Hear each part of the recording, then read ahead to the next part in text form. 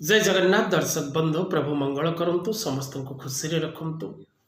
गोरोचना ओ मनोशील ए दुईटी को पानपत्र रसरे आपण मिसेई यहाकू वशीकरण तिलक प्रस्तुत करिवे।